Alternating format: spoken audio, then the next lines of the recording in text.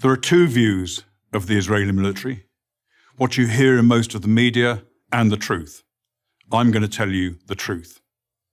I was the commander of British forces in Afghanistan. I have fought in combat zones around the world, including Northern Ireland, Bosnia, Macedonia, and Iraq. I was also present throughout the conflict in Gaza in 2014. Based on my experience and on my observations, the Israel Defense Force, the IDF, does more to safeguard the rights of civilians in a combat zone than any other army in the history of warfare. Why is this so? Firstly, Israel is a decent country with Western values run on democratic principles. Israel has no more interest in war than Belgium does. In fact, Israel has never started a war. The only reason it ever goes to war is to defend itself. And it has to defend itself because, unlike Belgium, it is surrounded by countries and armed groups that want to destroy it. Secondly, Judaism, with its unsurpassed moral standards, remains a major influence on the citizens of Israel. I say this as a non-Jew. Thirdly, the army is composed overwhelmingly of citizen soldiers. Israel's a small country with a small professional army. To fight a war, it depends on its conscripts and its reservists. These are ordinary citizens, from professors to plumbers, called upon to defend their homes. They don't want to be fighting, and they don't want to harm others. Nowhere was the essential morality and decency of the IDF more evident than in the Gaza war of 2014. If ever there was a purely defensive war, this was it. The war was started by Hamas, the terror organization, designated as such by the US State Department that runs the Gaza Strip. In the first 6 months of 2014, Hamas launched hundreds of rockets at Israeli civilians. After repeated warnings from Israel to stop, the Israeli Air Force finally conducted precision strikes to halt the rocket fire, and the IDF advanced into Gaza to destroy a network of terror tunnels that Hamas had constructed to attack Israeli communities near the Gaza border.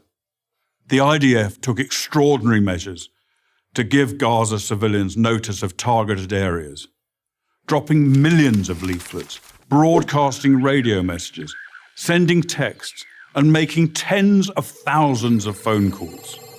Let me repeat that. The Israelis called Gazans on their cell phones and told them to leave their residences and move to safety. Never in the history of warfare has an army phoned its enemy and told them where they're going to drop their bombs. Many IDF missions that could have taken out Hamas military capabilities were aborted to prevent civilian casualties, increasing the risk to Israeli citizens and soldiers. Despite all of this, of course innocent civilians were killed. Every war is chaotic and confusing, and mistakes are frequent. But mistakes are not war crimes. Hamas, on the other hand, committed war crimes as official government policy. Hamas deliberately positioned its military assets among the civilian population, hiding weapons in schools and hospitals, and placing rocket launchers alongside apartment buildings, then forced those civilians to stay in areas they knew would be attacked. They also instructed their people to report the lie that every Gazan killed was a civilian, even if they were actually fighters. And if there were no civilian deaths, Hamas made them up.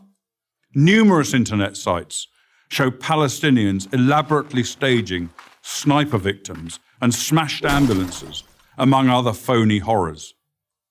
It's so common, there's even a term for it, Pallywood, as in Palestinian Hollywood.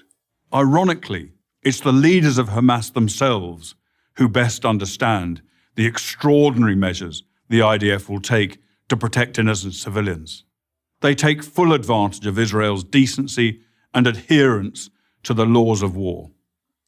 No army takes such risks in order to protect civilians as the Israeli army does. I say this as a professional soldier. I say it because it's true, and people who care about truth should know it. I'm Colonel Richard Kemp for Prager University. Join Prager University. Click here to subscribe to our YouTube channel. Click here to sign up for free at prageru.com for quizzes, contests, and prizes.